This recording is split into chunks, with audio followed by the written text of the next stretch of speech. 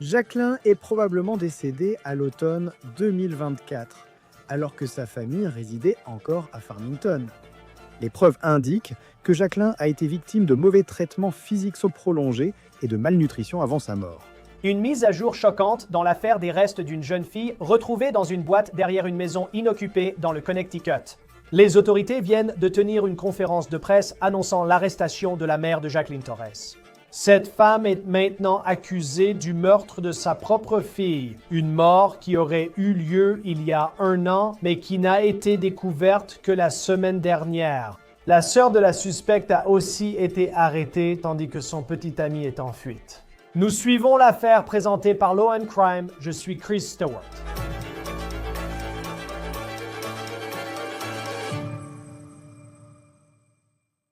Je ne sais même pas par où commencer, parce que ce que nous venons d'apprendre des autorités du Connecticut dans l'affaire de Jacqueline Torres est tout simplement choquant. C'est tellement triste, c'est tellement troublant. Je veux d'abord vous montrer quelque chose avant d'entrer dans les détails. Voici Jacqueline Torres. Elle avait 12 ans. Les autorités ont confirmé que son corps a été retrouvé dans un conteneur près d'une maison inoccupée à New Britain, Connecticut. Ses restes ont été découverts mercredi dernier vers 13 h. Voici une image de la maison. C'était encore une maison vide et délabrée. Les autorités précisent que les restes, en forte décomposition, étaient dans un conteneur à l'arrière-cour.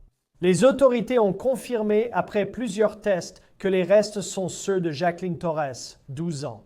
Maintenant, le père de Torres a déclaré à la chaîne de télévision locale WFSB qu'il n'avait pas la garde de sa fille. Elle vivait à plein temps avec sa mère, Carla Garcia. Je vous en dirai beaucoup plus sur elle dans un instant. Le père de Torres a aussi dit à la chaîne qu'il n'avait pas vu sa fille depuis des mois, précisant la date du 29 janvier au minimum. C'était son 12e anniversaire. Donc nous savions qu'il y avait cette grande question. Depuis combien de temps cette fille n'avait-elle pas été vue par quelqu'un? Et rien n'aurait pu nous préparer à ce que les autorités viennent d'annoncer lors d'une conférence de presse. Ceci vient de WTNH-TV. Les enquêteurs du service de police de Farmington, avec l'aide du service de police de New Britain, ont déterminé que Jacqueline est probablement décédée à l'automne 2024, alors que sa famille résidait encore à Farmington. Les preuves indiquent que Jacqueline a été victime de mauvais traitements physiques prolongés et de malnutrition avant sa mort. On pense également qu'après sa mort, le corps de Jacqueline a été conservé dans le sous-sol de la famille, puis déplacé par la suite. Lorsque la famille a déménagé de Farmington en mars 2025, À l'automne 2024, il y a environ 1 an. Et le maire de New Britain dit que personne n'a jamais déposé de rapport de disparition. Personne n'a jamais demandé où était Jacqueline Torres, jusqu'à ce que son corps soit retrouvé la semaine dernière devant cette maison inoccupée à New Britain. Qu'est-ce qui a rendu cela plus troublant? Vous venez de l'entendre. Cette famille vivait autrefois dans une communauté appelée Farmington, qui se trouve à environ 15 minutes de New Britain. Et les autorités pensent que le corps de cette jeune fille, après sa mort, a été gardé dans le sous-sol d'une maison à Farmington. Et un homme a même été déplacé avec la famille lorsqu'ils ont quitté Farmington en mars de cette année. Et puis, selon les allégations, Carla Garcia, la mère de Jacqueline Torres, ainsi que sa sœur et son petit ami, ont travaillé ensemble pour abandonner ce corps. Dans un conteneur du jardin de cette maison vide, la mère de Jacqueline Torres s'appelle Carla Garcia. Elle est actuellement détenue sous caution de 5 millions de dollars et elle fait face à une accusation de meurtre avec circonstances spéciales. Nous avons également appris que la sœur de Carla, nommée Jacqueline Garcia, fait face à des accusations en lien avec la mort de Jacqueline Torres. Un mandat d'arrêt est également en cours contre le petit ami de Carla. Il n'a pas encore été placé en garde à vue et la police espère l'aide du public pour le retrouver. La police indique que Carla et sa sœur ont été arrêtés dimanche soir. À ce stade, il n'est pas clair quel serait le mobile du meurtre présumé de cette fillette de 12 ans. Mais ensuite, vous avez entendu que cette fille aurait été victime de mauvais traitements prolongés et de malnutrition. Le maire de New Britain a été interrogé pour savoir si quelqu'un avait signalé la disparition de cette fille depuis l'année dernière. Voici comment elle a répondu à cette question selon WTNH. Y a-t-il eu des signalements indiquant qu'elle avait disparu? Quelqu'un, que ce soit des districts scolaires ou d'autres personnes, avait-il exprimé des inquiétudes concernant l'endroit où elle se trouvait depuis 1 mois? Non.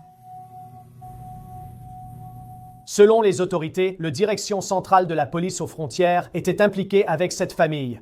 Et cela soulève certainement de grandes questions concernant la surveillance de cette famille, surtout compte tenu du temps qui se serait écoulé depuis sa mort. Pourquoi personne n'a-t-il demandé où était Jacqueline Torres toute l'année? On ignore quand elle a été vue pour la dernière fois à l'école. Avant l'annonce, nous savions que Jacqueline Torres était la victime et que les écoles de New Britain avaient indiqué ne pas commenter l'affaire, tout en étant informés de rapports non confirmés selon lesquels la victime était, je cite, une ancienne élève.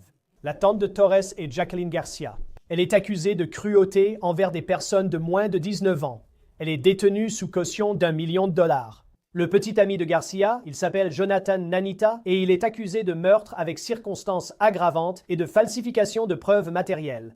Les deux suspects ont été arrêtés. Carla Garcia et sa sœur sont attendus demain au tribunal dans le Connecticut. Voici ce que les autorités ont déclaré il n'y a pas longtemps, selon WTNH-TV. Je tiens d'abord à vous remercier de nous rejoindre aujourd'hui. Je voudrais commencer cette conférence de presse en présentant mes condoléances à toutes les personnes qui vivent toutes les émotions et frustrations liées à ces circonstances vraiment terribles. Nos prières et nos pensées vont à la famille. Depuis le début, toutes les agences impliquées dans cette enquête sont restées en communication constante les unes avec les autres et ont travaillé sans relâche vers un objectif commun. Et je peux dire maintenant que notre objectif a toujours été de rendre justice à Jacqueline Torres. Je remercie les hommes et femmes derrière moi qui ont travaillé sans relâche pour nous mener ici. Il y a eu une quantité très préoccupante de rumeurs et de contre-vérités qui ont été diffusées sur les réseaux sociaux, et notre objectif aujourd'hui est de vous fournir autant de faits que possible. Et sur une note personnelle, en tant que mère, cela me rend malade d'être ici aujourd'hui avec ce que nous allons vous révéler. Le mercredi 8 octobre, lorsqu'un signalement d'activité suspecte au 80, rue Clark à New Britain a été reçu d'un appelant anonyme demandant l'intervention de la police, les agents n'avaient aucune idée de ce dans quoi ils allaient s'engager. Cet appelant a signalé une activité suspecte dans une maison abandonnée connue de leur quartier. Cette maison était inoccupée depuis plus de 2 ans et elle appartenait et appartient toujours à un propriétaire absent originaire de New York. Aucune des personnes impliquées dans cette affaire n'a jamais résidé dans cette propriété. Je tiens à remercier la personne qui a passé le premier appel d'avoir eu le courage de s'exprimer. Sans ce premier appel, personne ne peut dire avec certitude où nous en serions aujourd'hui. Je voudrais inviter à la tribune le président du conseil municipal de Farmington, Joe Capodeferro, pour dire quelques mots. Merci, Madame la maire Joe Capodeferro, présidente du conseil municipal de Farmington. Je n'ai rien à ajouter à ce qu'elle vient de dire. Mais d'abord, je tiens à présenter mes condoléances à toutes les personnes touchées par cette tragédie. Ce type d'enquête a non seulement touché la communauté, mais aussi tous ceux qui ont travaillé sur cette affaire pour rendre justice à Jacqueline. Je remercie les services de police de Farmington, New Britain, la police d'État du Connecticut, les bureaux du procureur de New Britain et Litchfield, ainsi que le bureau du médecin-chef Zamba. Je rends la parole au maire. Merci Joe et pour votre coopération avec la ville de Farmington. J'invite maintenant à la tribune le chef de la police de New Britain, Mathieu Marino. Merci, Monsieur le maire. Tout d'abord, au nom de tous les hommes et femmes présents ici du service de police de New Britain et du service de police de Farmington, j'aimerais reprendre les propos initiaux du maire et présenter nos plus sincères condoléances à toutes les personnes touchées par cette tragédie. Aucun mot ne peut donner un sens à une telle situation. Depuis le 8 octobre, chaque agence des forces de l'ordre impliquée a cherché la justice. Bien que les informations limitées fournies jusqu'à aujourd'hui aient sans aucun doute entraîné une frustration accrue dans nos communautés, le but était d'éviter tout dommage potentiel à l'intégrité de cette enquête. Suggérer une autre explication serait injuste envers les personnes derrière moi. Ce n'était facile pour personne. Et nous devrions tous prendre le temps de reconnaître que ce sont leurs efforts qui nous ont amenés à ce point, moins d'une semaine plus tard. Je souhaite vous présenter brièvement le calendrier. Après leur intervention, les agents ont découvert que la propriété du 80, rue Clark, était une scène de crime. Après discussion avec le bureau du procureur de New Britain, l'unité des crimes majeurs de la police d'État du Connecticut a été appelée pour aider au traitement de la scène. À ce moment-là, les restes découverts à l'intérieur du bac de rangement en plastique étaient dans un état avancé de décomposition. En conséquence, des dispositions ont été prises avec le bureau du médecin légiste en chef pour obtenir de l'aide. Les membres de notre division des détectives ont continué à rassembler les rares informations disponibles afin de mieux établir une chronologie et une séquence possible des événements ayant conduit à notre intervention initiale. Grâce à une enquête coopérative et intensive menée par notre service, la police de Farmington, la police d'État du Connecticut, le bureau du procureur de l'État des districts judiciaires de Litchfield à New Britain et le bureau du médecin légiste en chef. L'enfant retrouvé a été identifié comme Jacqueline Torres, 12 ans. Pendant que nos efforts se poursuivaient, nous avons été informés et avons surveillé plusieurs informations circulant sur différents réseaux sociaux. Et j'aimerais dissiper certaines de ces rumeurs. À aucun moment au cours de cette enquête, quelqu'un n'a été arrêté puis relâché. Plusieurs personnes ont été amenées pour des entretiens à différents moments au cours des 5 derniers jours, mais aucune arrestation officielle n'a eu lieu avant la nuit dernière. Les demandes d'informations n'ont jamais été ignorées. Les informations limitées depuis mercredi ont été transmises après réflexion et discussion avec chaque agence, dans le seul but de rechercher la justice pour Jacqueline sans compromettre l'enquête. Toute notification qui a été faite l'a été avec précaution par les forces de l'ordre conformément aux directives de l'État et n'a en aucun cas été faite autrement. Cela pourrait créer un doute ou un conflit concernant la procédure suivie. Et maintenant, à ce moment, j'aimerais céder la parole au chef Paul Melanson du département de police de Farmington, qui a des informations supplémentaires.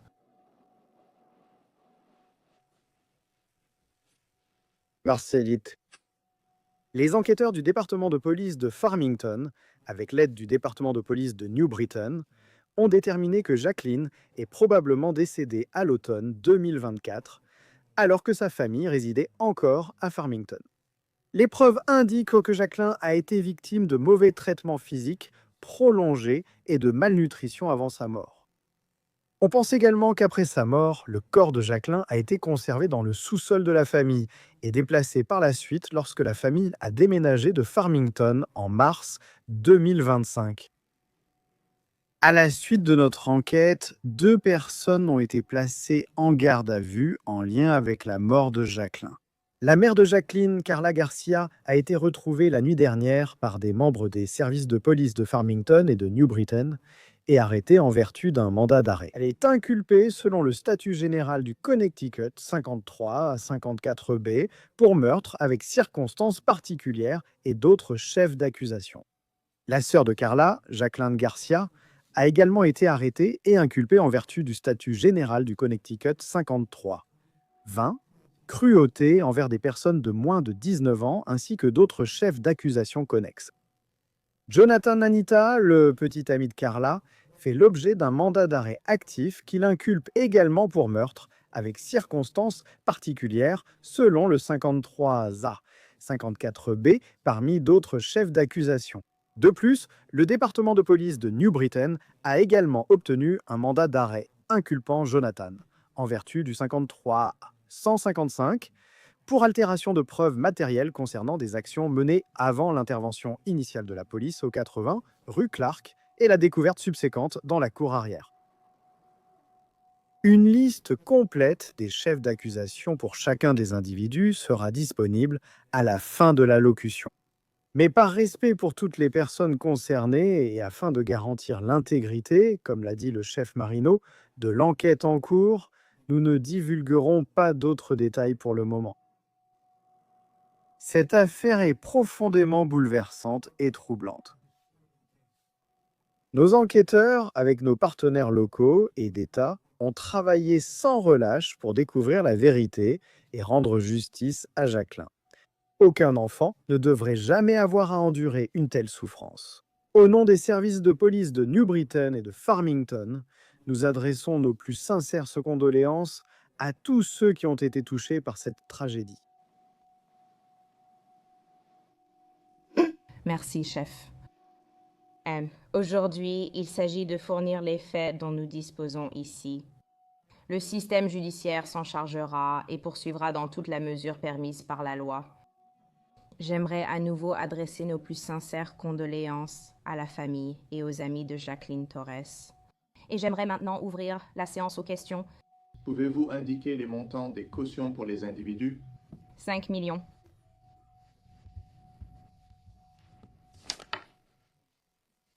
Donc Carla Garcia a une caution de 5 millions, Jacqueline Garcia a une caution d'1 million de dollars.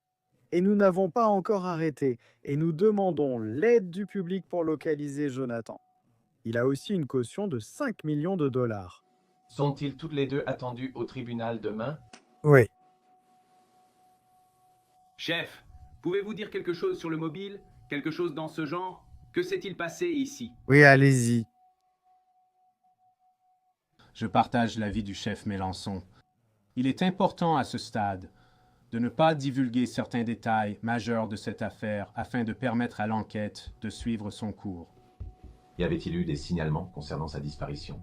Est-ce que quelqu'un, que ce soit des districts scolaires ou d'autres personnes, avait exprimé des inquiétudes concernant l'endroit où elle se trouvait pendant un mois? Non. Pouvez-vous fournir des détails sur le passé des personnes concernées, y compris leur casier judiciaire ou interaction antérieure avec la police? Oui. Nous n'avons pas beaucoup de détails pour le moment. Je sais qu'il y a des rapports qui circulent concernant certains de leurs antécédents criminels. Nous avons une implication limitée avec chacune des personnes concernées. Certaines de ces affaires y remontent à quelques années, d'autres sont plus récentes. Je peux vous dire que la dernière interaction que nous avons eue était un simple contrôle routier qui a abouti à une infraction, mais il n'y a pas eu grand-chose de plus que cela.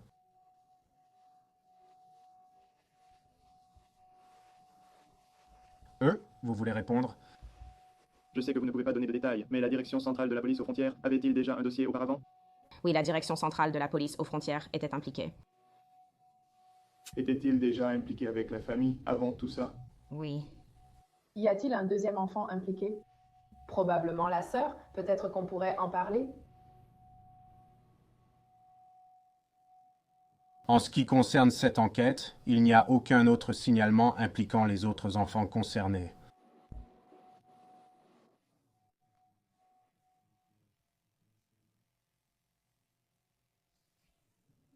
Oui.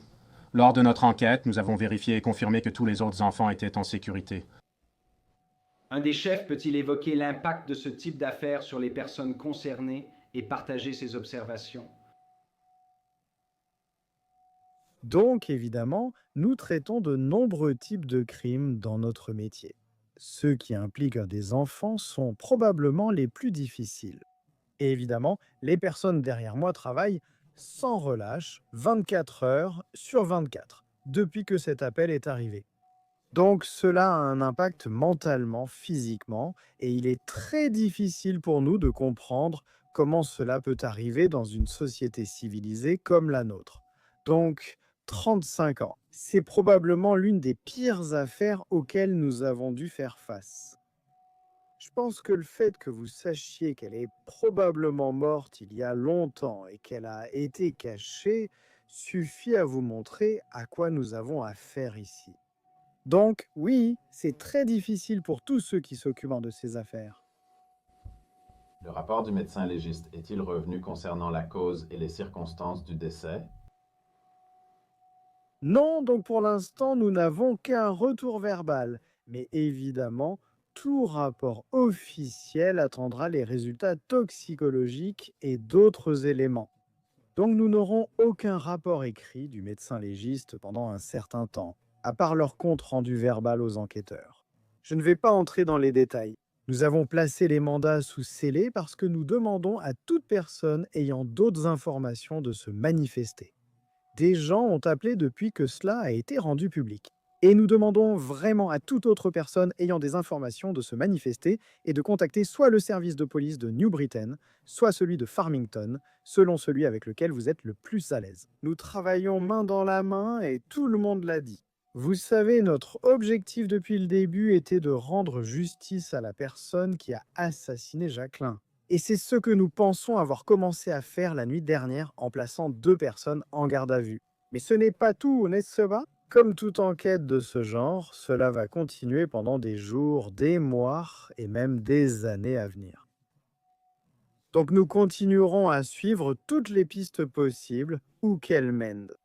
Mais nous avons vraiment besoin que toute personne ayant des informations à ce sujet contacte l'un des services de police. C'est pourquoi nous ne voulons pas divulguer trop de détails, car nous cherchons des personnes qui pourraient avoir des informations de première main à ce sujet.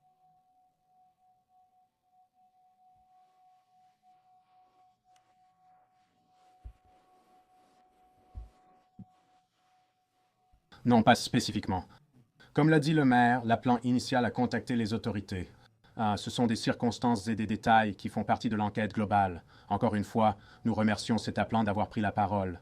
Cela a exigé beaucoup de courage, selon ce que nous avons appris depuis notre première intervention. Comme l'a indiqué le chef Mélenchon, de nombreux détails resteront confidentiels pendant la procédure judiciaire. Pouvez-vous clarifier qui l'aurait prétendument tué et qui aurait ensuite déplacé le corps à New Britain?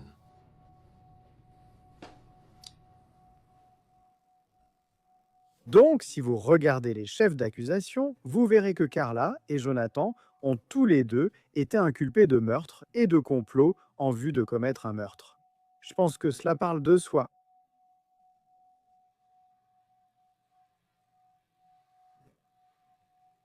Oui, et je vous donnerai après.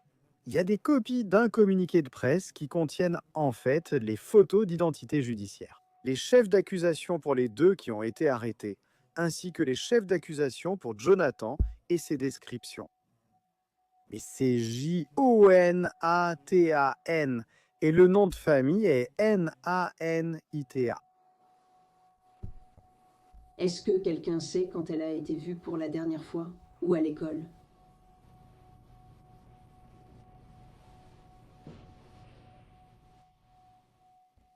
Je vais être très prudent sur ce sujet. Cela fait partie d'une grande partie de l'enquête. Certaines informations ont émergé concernant le passage d'une école à une autre, puis à l'école à la maison.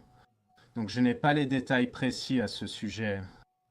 Mais beaucoup de ces détails plus précis proviennent des démarches d'enquête menées par les hommes et les femmes derrière moi. Ils figurent dans 2 déclarations sous serment soumises au procureur de l'État et à un juge. Donc, à un moment donné, quelqu'un a indiqué qu'il faisait l'école à la maison. C'est exact. Vous avez également mentionné qu'en mars 2025, la famille a déménagé, donc les restes ont été déplacés. Où ont-ils déménagé? Dans quelle ville exactement? Cela fait aussi partie de l'enquête à grande échelle et nous préférons garder ces détails dans les affidavits. Encore une fois, pour revenir sur ce que dit le chef Mélenchon, il faut prêter attention au chef d'accusation et au mandat d'arrêt supplémentaire que nous avons contre Jonathan Nanita. Il a été inculpé de falsification de preuves, ce qui concerne surtout ce dont vous parliez. Était-elle surprise de ce qu'elle a découvert? L'était-elle? Tous 2 ont été placés en garde à vue sans incident. Après d'autres interrogatoires, ils ont été remis à la police de Farmington et doivent comparaître au tribunal demain. Quel tribunal ici? Litchfield.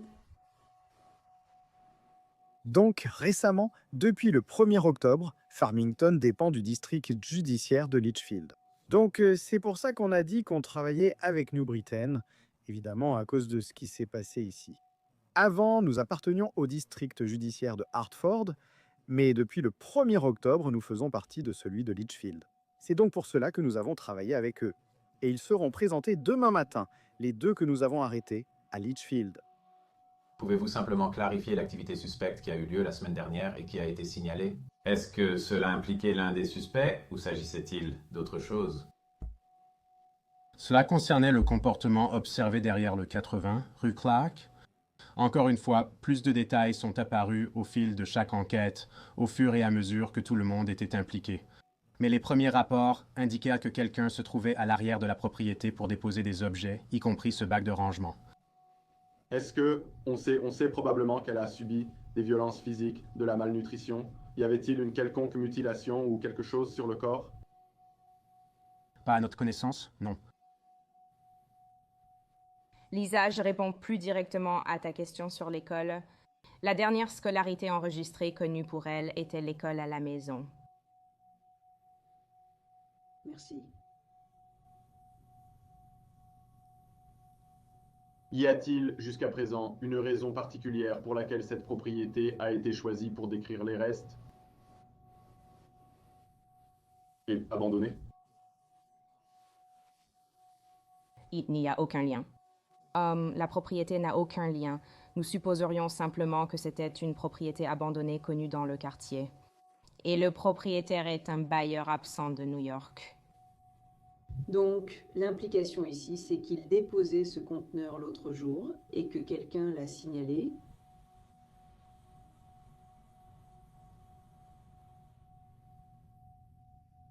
D'autres questions? Merci à tous. Je suis sûre qu'il y aura encore beaucoup d'informations à venir.